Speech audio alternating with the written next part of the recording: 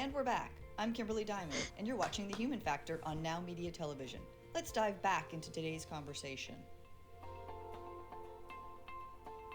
Hello, welcome back to The Human Factor. We're here with Eric today, having great conversation. Thank you, Eric, for sticking with us for this next segment. All right, so my question for you is, from stuck to growing, embracing change without fear. And that's a big thing in organizations, change, right? People are always afraid of change. And many people in the audience are stuck in the old way of doing things. And it often feels like it's scary or too big to handle. How does your organization and you help them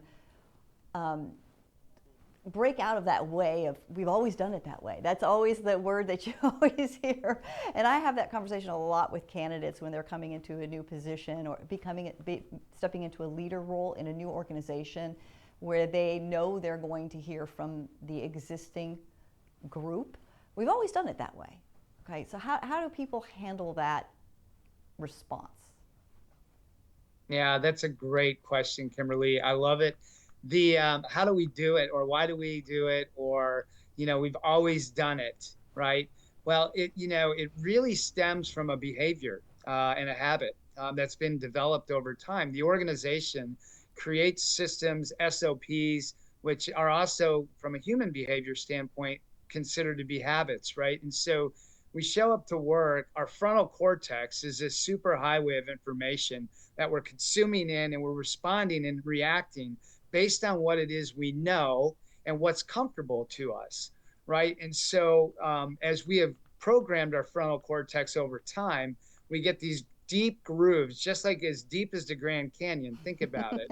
To try to change ways, walking out of the Grand Canyon takes a while, right? Well, that's how our brain operates. And so when we're doing something so long in a way, it's really hard for us to change. And so a lot of the challenge of what, well, we've always done it this way and now we need to do it this way. It's not more so about the vision of doing it differently, because most people can agree that's actually probably a good idea and the direction we need to have and head. The reality is it's really hard for them to change because of their mindset's been programmed in a way to function and operate differently. And so I think that from the perspective of we've always done it that way, equates to I need to grow in developing new habits to help me grow and challenge myself so I'm not comfortable. And it, becomes a habit of being comfortable in discomfort.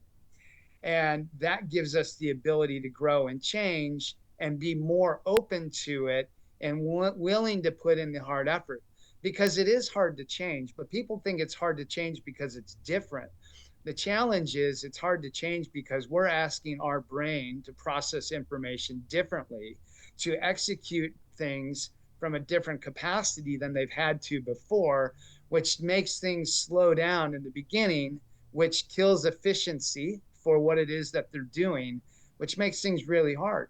If you brush your teeth with your right hand and then you begin to brush them with your left, that's a challenge.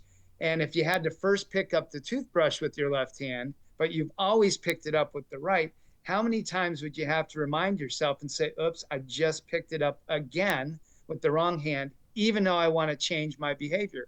It's really tough.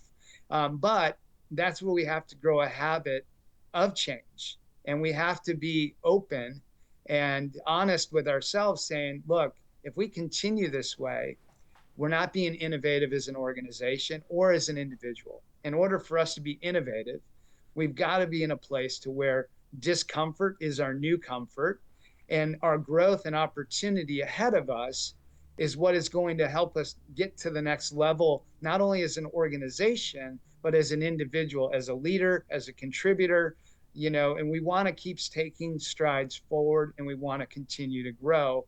And so by moving away from we've always done it that way to the opportunities ahead, that also brings life into the organization if it's communicated well. Right. And then with the growth mindset, helping people move forward with confidence instead of fear. I think that's the problem, is they get the fear. It's, they're stuck. So how do we instill the confidence to get through that change? Yeah, I love that you say that. That's one of the things we focus on at Inspo in our inspired culture. And we have a scorecard system we use, and we work on everybody holistically. And in order to get into the growth mindset, first of all, you have to be willing to try something new, but Right. then you need to start winning in small steps, Mm-hmm. inch by inch. You know, we're like, I'm going to change everything about myself. And then we're deflated after 10 days or 5 days because it's so exhausting to try Mm-hmm. to change everything all at once. The reality is it's small steps at a time. I'm a 5-time marathon runner. Oh, wow. And, I didn't start running marathons. I started running at 40, and I didn't just show up and say, I'm going to run a marathon. I started picking up running and doing about 3 miles a day, 4 days a week. And I said, I could do this. And my mile times are around 10 minutes. Today I run and I can average a marathon pace in about 7 minutes and 30 seconds for the whole thing. And the reality is that didn't happen overnight. It wasn't a light switch.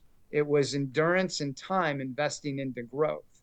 And what running taught me is it's hard, but it's hard only one step at a time. And growing and adopting a growth mindset is only hard one step at a time when we pick the right habits and select the right goals to want to accomplish personally and professionally. And I believe that everybody can get there. And the thing is that we're climbing a mountain no matter where we go in life. If we're choosing to have a growth mindset or if not, we're climbing a mountain. Mm-hmm. And each mountain has its own cost. And if we're not choosing to grow, I believe we're dying. And over True. time, Mm-hmm. we're not exercising our brains, our minds, all of it, which takes away the life that's given to us. Or we can choose to work and expand our Mm-hmm. minds and live our best life possible by challenging ourselves to grow daily. So there's a cost either way, but one gives you a greater gift than the other. Well, but you do need to grow. Like you said, if you're not growing, you're dying. And it's hard, yes. I mean, I'm faced with similar challenges in my life as well. But, for me, it just doesn't make any sense to just sit in fear, But everyone is different and everyone goes about that differently. And it's great that you offer, this organization to help people understand that and get them going in the right direction. I mean, I think that's awesome. Can you share a story where, Absolutely. yeah, go ahead. I was just going to say one more thing. I want to speak to fear specifically for all of our viewers out there. I want you to know that the story in your head isn't always true. And so, whatever we believe about ourselves doesn't Mm-hmm. mean it's true. And what other people say about you also doesn't mean it's true. Take the information and the story in your head, along with what people share with you, and you get to decide if it's true or not. But don't let it cripple you Right. in fear not to take action, because fear is our friend only from the standpoint that it doesn't get to decide what we do. We get to decide where we put it. Oh, that's great advice. Thank you. Thank you. I'll need take that to heart too. Well, I'd love for you to share a story where embracing change led to better results. Yes. So, one of our clients, they have a number of leaders that are participating in our program today. And, you walk in and you share that we're going to go through the inspired culture, the senior leadership, the CEOs on board with the program. And you come in and you can look at the team, right? And, reading the room, you could just see that about 7% of the people are excited that Inspo's there. And because we're creating change, right? And it's just like, well, here we go. You could see it. And then you could see, you know, uh, just the number of the comments that come through, of people questioning, does this really work? And why am I going to get invested in this? And is this the shiny new nickel, that's only going to be here for a month and then it's going to get kicked down the, street for the next month? And, this client I'm talking about's been in our program now for 2 years. And but at first, the CEO was bought in and convinced this is what they needed because they wanted to grow and develop their culture and scale their organization. right? Okay. And so what happened was the light bulbs went off over time because leadership was transactionally taking place, and it was all about productivity, and it wasn't about people. And we shifted the model to focus on people and have everybody develop their own personal whys. And then we help them as an organization tie their personal whys into the organizational why, understanding that when why they are showing up matters and they actually do impact the organization. And as we've been putting all these lines in place and doing the different surveys of strategic thinking and and really evaluating, are we strategic thinking as leaders or not, and putting you through our process of doing that, to the breakout sessions, to vulnerability workshops, including the 50 masks. Over time, what has happened was the light bulbs went off, excitement came about, and everybody grew in vulnerability and in trust. And guess what? They, as an organization, were able to set their first 2 OKRs as a company. And then with that, also their VGOs and the objectives and key results for the company and the vision growth objectives, which has been designed by Inspo for them personally, each one of them. And through that process, they've had conversations, strategy sessions that have opened up their organization to the greatest potential that they have ever had today. In doing so, in all of this, we reduced their turnover by 46.5%. And we increased their productivity value by 125% per hour. And so the shift was significant in utilizing the tools and what we do at Inspo. And the really cool thing is they were evaluating us and Gallup, and they decided to go with us. Yes. And I asked the CEO why. Why did you go with us?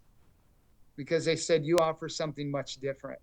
It's not transactional. It's a relational vision that you have that really is going to help everybody on our team get better. And they all have gotten better. And their inspired culture survey score rose 22% from the initial time to where they're at today. Oh, that is excellent. Excellent. That's a great story.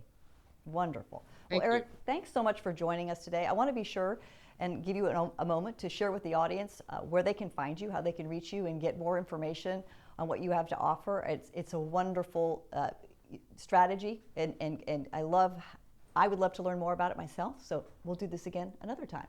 But go ahead and share with them where they can find you. Yeah, definitely. So my social media page is up on the screen, but you can also find us at www.yourpathinspired.com, which is our website. And feel free to reach out and connect with us. We'd love to hear from you, and we would love to invest in your vision for yourself and your organization. And it's been a pleasure being here with you today, Kimberly. Thank you. Thank you. I appreciate that very much. Well, thank you, everyone, for joining The Human Factor. You can catch us on Saturdays at 4 p.m. Central Standard Time on Now Media Television. Thank you.